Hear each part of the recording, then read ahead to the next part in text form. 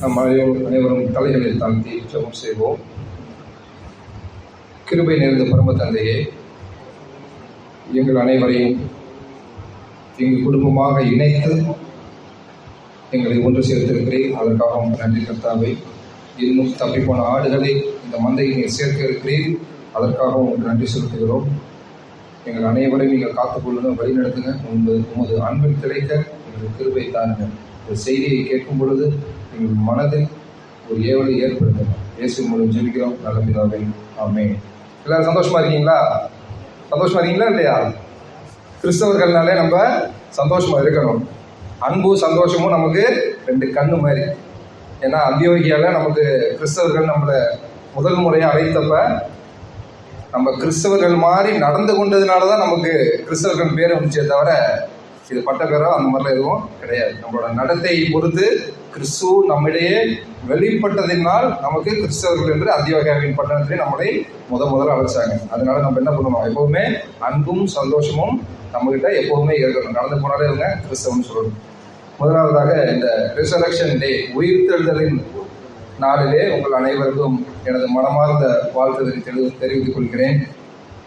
2 நாட்களுக்கு முன்பதாக good Friday அதை ஆசரித்தோம். நம்ம இன்று ரெசரக்ஷன் டேவை ஆசரிக்கிறோம். ரெண்டுத்துக்கும் உள்ள வேறுபாடு என்னன்னு தெரியுமா உங்களுக்கு?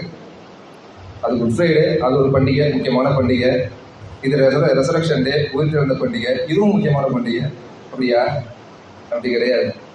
என்ன அப்படின்னா, சிலுவையில் இயேசு கிறிஸ்துவானவர் உங்களின் பாவத்தை கிருபாதார பலியாக, ஜீவாதார பலியாக தன்னை ஒப்பு கொடுத்து உங்களது நம்மளது எல்லாருடைய பாவத்தையும் கழுவி தீர்த்த நாள் எது? Good Friday. சிலுவையில் நம்மளோட பாவத்தை எல்லாத்தையும் மொத்தமாக அரைஞ்சிட்டார். அதை நம்ம பாவத்தெல்லாம் கழுவிட்டாரு. அப்புறம் மறுபடியும் வந்தார். பாவத்தெல்லாம் கழுவிட்டாரு ஏசப்பா சிலுவையில். அப்புறத்துக்கு மறுபடியும் வந்தார் ஏசப்பா. அது ஒரு காரணம் இருக்கணும்ல, உயிர்த்தெழுந்தாருன்னா. ஏன்? தன்னை கடவுள்னு காட்டிக்கிறதுக்கா? வாழும்போதே நான் கடவுள் நிரூபிச்சிட்டாரு.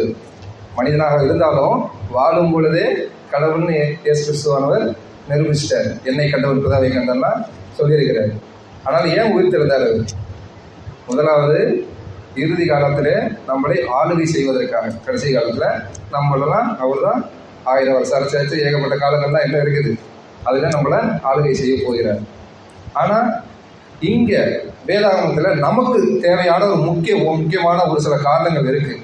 உயிர் தெழுந்த உடனே என்ன பண்ணார், எதுக்கு பண்ணார் அப்படின்றத நம்ம கொஞ்சம் விலாவரியாக பார்ப்போம். முதல்ல நீங்களாம் வீட்டுக்கு போகிறீங்க, வெளியூர்லேருந்து இங்கே தங்கியிருக்கக்கூடும், இல்லைன்னா இங்கேயே பூர்வீகமாக உள்ளவங்களும் இங்கே இருக்கக்கூடும். நீங்கள் வீட்டுக்கு ரொம்ப நாள் கழித்து நீங்கள் சொந்த ஊருக்கு போகிறீங்க அப்படின்னா நீங்கள் யாரை முதல்ல பார்ப்பீங்க? ஒரு 5-10 வருஷமாக இங்கே இருந்துட்டீங்க, உங்கள் ஊர் பக்கமே போகலை, திடீர்னு உங்கள் ஊர் பக்கம் போகிறீங்க, யார் முதல்ல பார்ப்பீங்க? நீங்கள் உங்களுக்கு ரொம்ப நெருக்கமானவங்க. முதல்ல உங்கள் வீடு எங்கே இருக்குன்னு பார்த்தானே போவீங்க. பக்கத்து வீட்டுக்காக போவீங்க? இல்லை. கணவனாக இருந்தால் மனைவியை பார்க்க போவாங்க, மனைவியாக இருந்தால் கணவனை பார்க்க போவாங்க. அதே மாதிரி தான் இயேசு கிறிஸ்து என்ன பண்ணார்? தன்னோட மனவாட்டியான நம்மளை பார்க்கறதுக்காண்டி வந்தார்.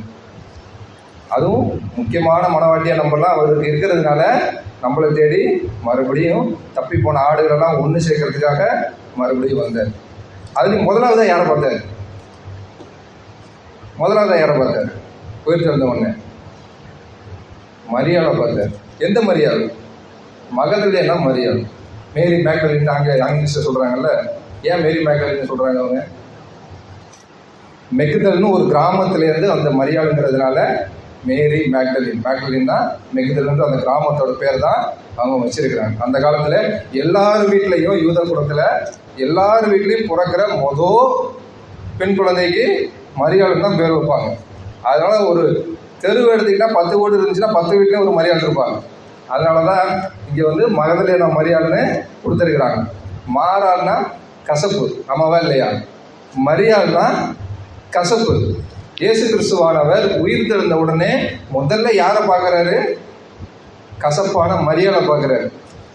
கசப்பான மரியாதை பார்த்து என்ன சொல்கிறாரு?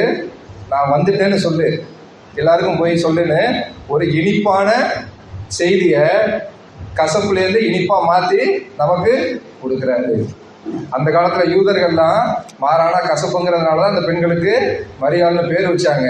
ஆனால் அந்த மரியாளை தேர்ந்தெடுத்து என்ன பண்ணுறாரு, இந்த நான் வந்துட்டேன் நற்செய்தியை போய் சொல்லுன்னு எல்லாருக்கும் சொல்லி விடுறாரு.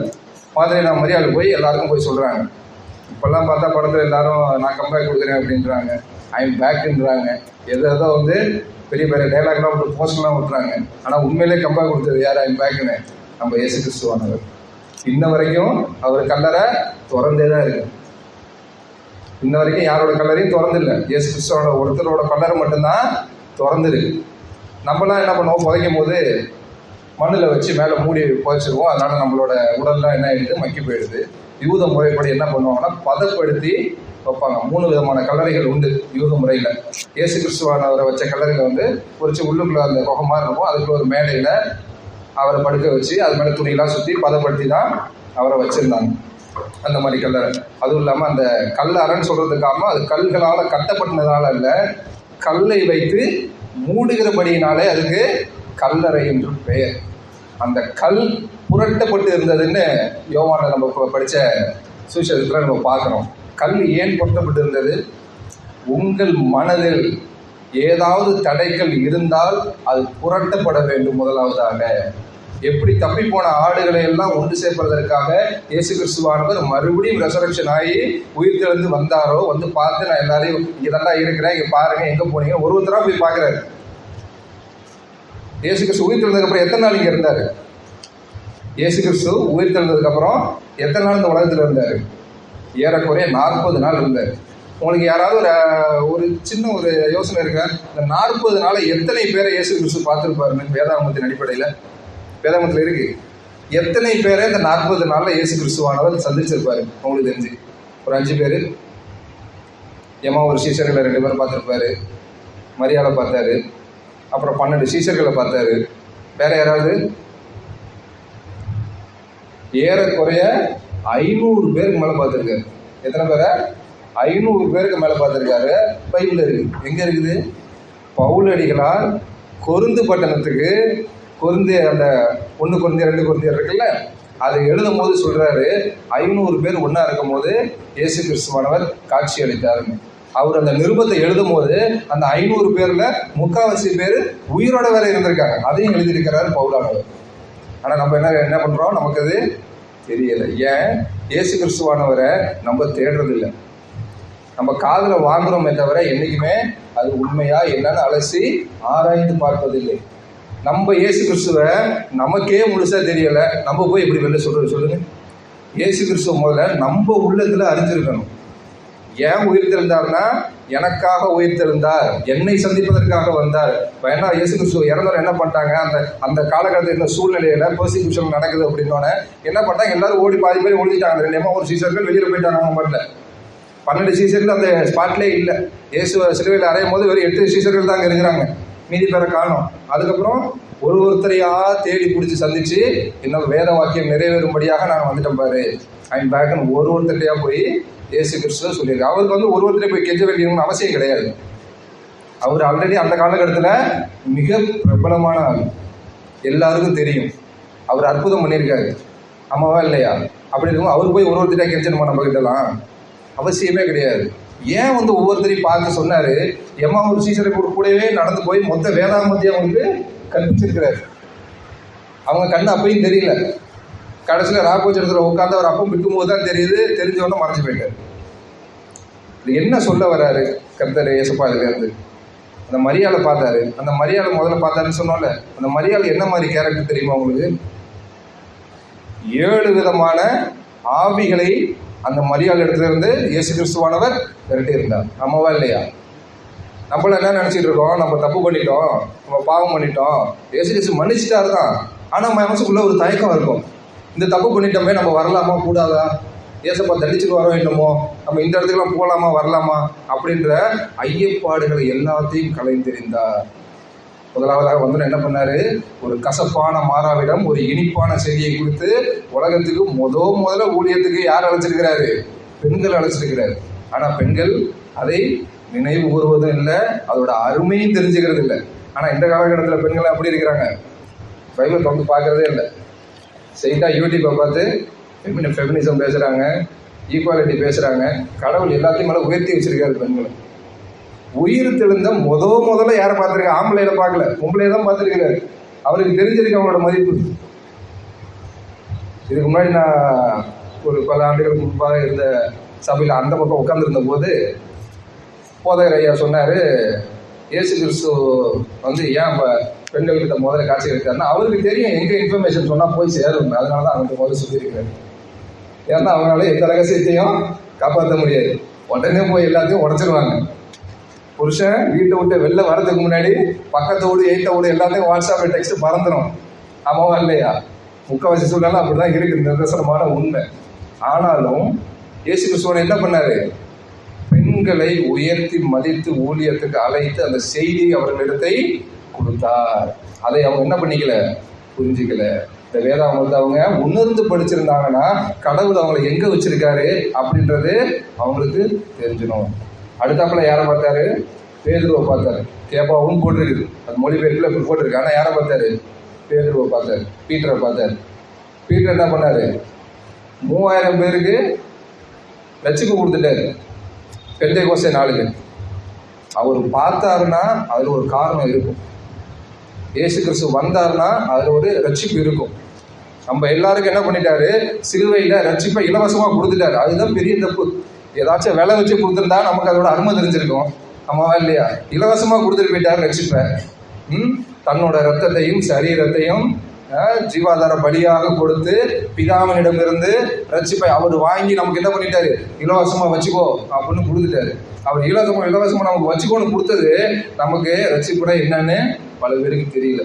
ஆனா கிறிஸ்தவர்கள் நம்ம இருக்கிறோம். இப்போ திடீர்னு யாரையாச்சும் எழுப்பி ரட்சிப்புனா என்னன்னு கேட்டால் தலையை செஞ்சுட்டு யோசிப்பாங்க. ரட்சிப்பா அது இருக்குதுப்பா, எங்கேயோ இருக்குது அப்படிம்பாங்க. ஆனா ரட்சிப்புன்னு என்னன்னு கேட்டால் டெஃபினேஷன் சொல்ல தெரியாது. நீங்களே மனசுல கை வச்சு பாருங்க, ஒரு செகண்ட் நினைச்சு பாருங்க. ரட்சிப்புனா அதுக்கு என்ன ஒரு டெஃபினேஷன் கொடுக்கறது, அதுக்கு என்ன ஆன்சர் கொடுக்குறது, நீங்களே மனசுல கை வச்சு பாருங்க. ஒரு 10 செகண்ட் மைண்டு பிளாங்காக தான் இருக்கும், நம்ம வாயில வராது. ஏன்னா நம்ம என்ன பண்றோம்? பண்டிகை கிறிஸ்தவர்களாக தான் இருக்கிறோம், சடங்காச்சார கிறிஸ்தவர்களாக தான் இருக்கிறோம். நம்ம வேதத்தை ஒழுங்காக தியானத்தை கை கொள்வதில்லை. இது என்னமோ எப்பயோ சரித்திர கதை எங்கேயோ நடந்திருக்குது அப்படிலாம் கிடையாது. ஜஸ்ட் ஒரு 2000 வருஷத்துக்கு முன்னாடி உண்மையா நம்ம கூட நடந்தவர் இப்ப நம்ம கூட இல்லை. எங்க இருக்கிறாரு? பரலோகத்துல இருக்கிறார். நமக்காக மரித்து உயிர் தெழுந்த இயேசு கிறிஸ்துவானவர். எத்தனை பேருக்கு அது மனசுல இருக்குது? நம்ம ஈஸியா சொல்லிடுறோம், இப்படி நடக்குது அப்படி நடக்குது, அவர் வந்தாரு போனாரு அப்படின்னு ஈஸியா சடங்காச்சாரமாக வர்றோம், பாட்டு பாடுறோம், பைபிள் படிக்கிறோம், உணர்ந்துட்டு போயிடுறோம். அவரோட உண்மையான தாற்பயம் யாரு உணர்ந்து கொள்ளல. அதை உணர்ந்து கொண்டா நம்ம யாரும் இங்கே உட்காந்துருக்க மாட்டோம். பைபிள் வச்சுக்கிட்டு வெளியில ஓடுவோம் சுவிசேஷம் சொல்றதுக்கு. அந்த அளவுக்கு வேற சத்தியத்தை கொடுத்துட்டு போயிருக்கிறாரு. கடைசியா அவர் இங்கேருந்து 40வது நாள் படத்துக்கு ஏறும்போது மத்தேயு 28ஆம் அதிகாரம் 19ஆம் வசனத்துல சகல ஜாதிகள் நீங்க சீசராக்குங்க அப்படின்னு சொல்லிட்டு எல்லாருக்கும் பிதா குமாரன் பரிசுத்தாவின் பெயரால நீங்க ஞானஸ்தானம் கொடுங்க அப்படின்னு சொல்லிட்டு அதுக்கப்புறம் வேதத்தை அவங்களுக்கு கற்றுக் கொடுங்க அப்படின்றது. என்னது? வேதத்தை அவங்களுக்கு கற்றுக் கொடுங்க, கடைசி வரைக்கும் நம்ம கூட இருப்பேன். இப்போ எல்லாரும் கேட்குறாங்க, இயேசு கிறிஸ்துவானவர் என்னப்பா உங்க கடவுள் இருக்கிறாரே, எங்க வருவாரா? அவர் ஃபோன் பண்ணா வருவாரா? கேட்கக்கூடிய காலங்கள் இது. உங்க கடவுள், நீங்க சர்ச்சைக்கு போறீங்க, எங்க உங்க கடவுள் வருவாரா? எங்க கூப்பிடுங்க பார்ப்போம்.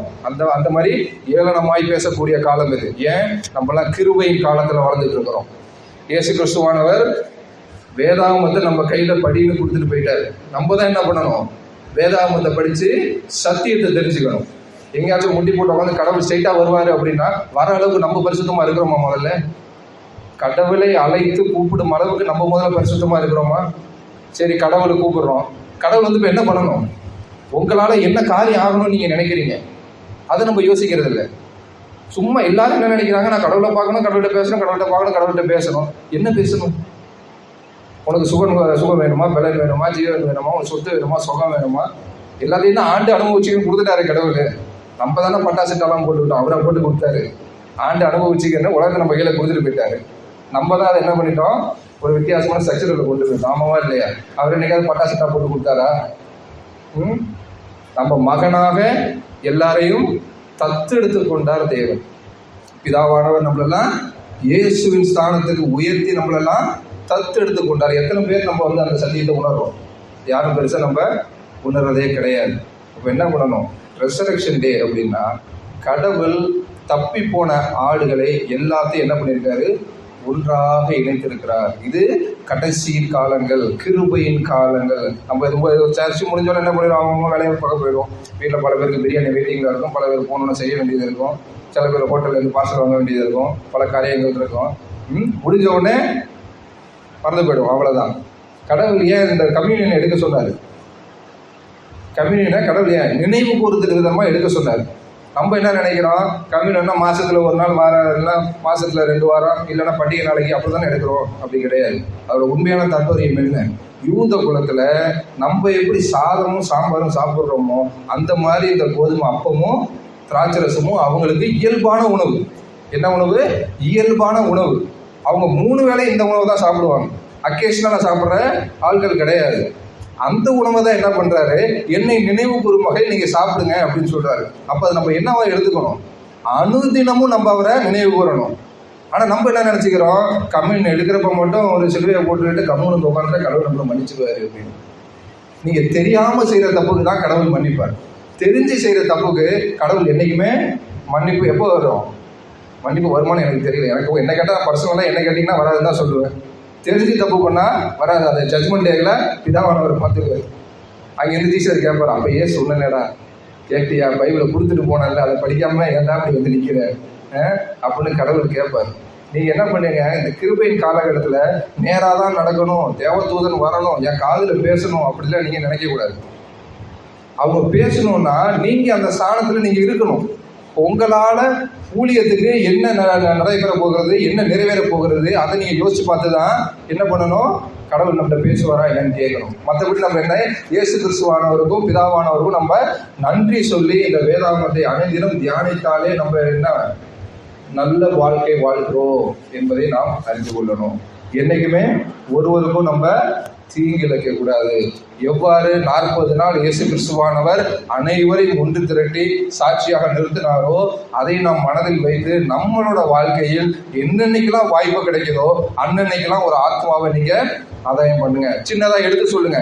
சும்மா எடுத்துதான் போய் இயேசு கிறிஸ்து நல்லவர் நல்லவர்னா சொன்னா அவங்க செழிச்சு போயிடும். அதை யாரும் கேட்க விரும்ப மாட்டாங்க. நீங்க உங்க வாழ்க்கையில இயேசுவை பற்றி கொண்டு நீங்க நடந்து பாருங்க. உங்க முகத்துல ஆட்டோமேட்டிக்கா வெளிச்சம் வரும். பிறர் வந்து உங்கள்ட்ட கேட்பாங்க, எப்படிங்க நீங்க சந்தோஷமா இருக்கீங்க? அப்ப நீங்க என்ன சொல்லணும்? இயேசு கிறிஸ்துவானவர் என் உள்ளத்துல இருக்கிறாரு, அதனால நான் சந்தோஷமா இருக்கேன் அப்படின்னு சொல்லணுமே தவிர ஓடி போய் உங்க இயேசு கிறிஸ்து தெரியுமா, உங்களாடி உங்க பாவத்தெல்லாம் கழுவிட்டாரு அப்படின்னு என்ன போயிடுவான்? நான் பிறந்ததே இப்பதான் 2000 வருஷத்துக்கு முன்னாடி என் பாவத்தை அவர் கழுவி விட்டாரா? யாருக்கு அதுல பூசுத்துறேன் என்ன கேட்பாங்க? மக்களுக்கு தான் கேட்பாங்க.